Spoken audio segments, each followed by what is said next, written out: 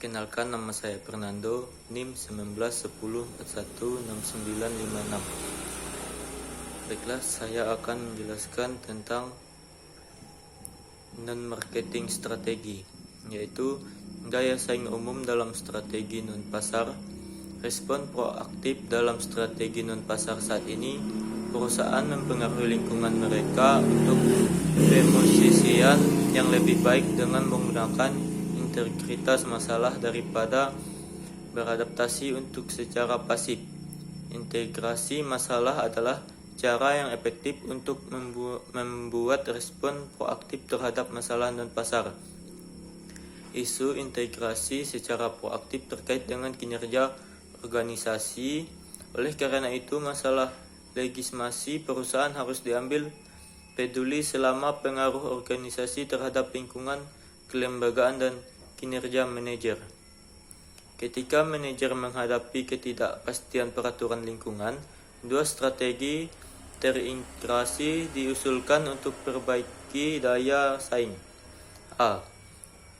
Mengampanyekan kebijakan pragmatis dan progresif yang memungkinkan perusahaan membentuk kebijakan masa depan berdasarkan kebijakan yang ada kekuatan lingkungan. Strategi ini menaikkan biaya persaingan ketika pesaing belum berkembang kompetensi yang identik.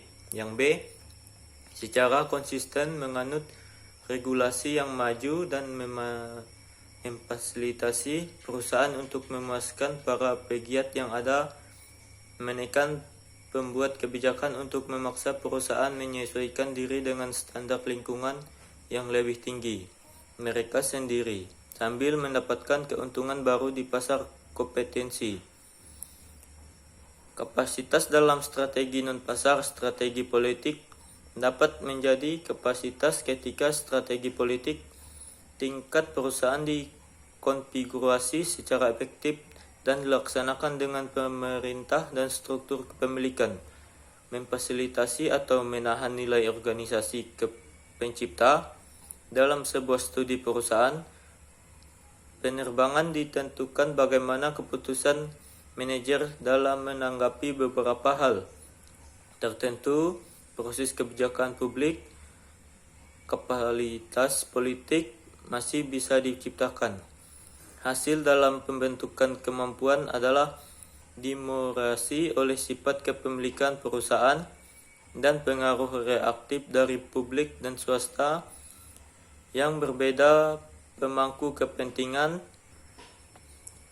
Kasus pemulihan perdagangan adalah alat kebijakan penting, misalnya diatur untuk melindungi perusahaan domestik dari apa adanya dianggap sebagai pesaing impor yang tidak sehat.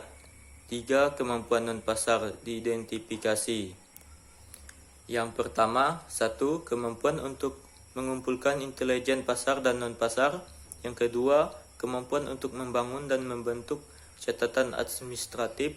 Dan yang ketiga, kemampuan untuk menyelaraskan praktik bisnis dengan lembaga pemulihan perdagangan negara. Strategi jaringan lingkungan non-pasar. Perbedaan lingkungan antara negara dan kawasan seringkali dilupakan dalam penelitian strategi.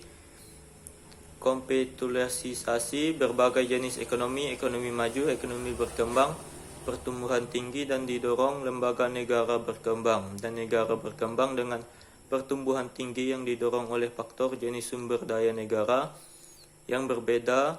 Lingkungan memberi perusahaan sumber daya, faktor, dan lembaga negara yang berbeda.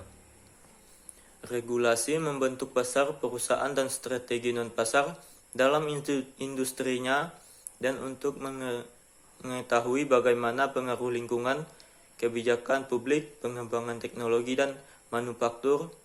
Seiringan pertumbuhan non-pasar ini, strategi dan kemampuan politik perusahaan multinasional negara berkembang, pertimbangan masalah, kewajiban asing dalam konteks non-pasar baru juga merupakan masalah yang berkembang. Baiklah, sekian dari saya ucapkan terima kasih.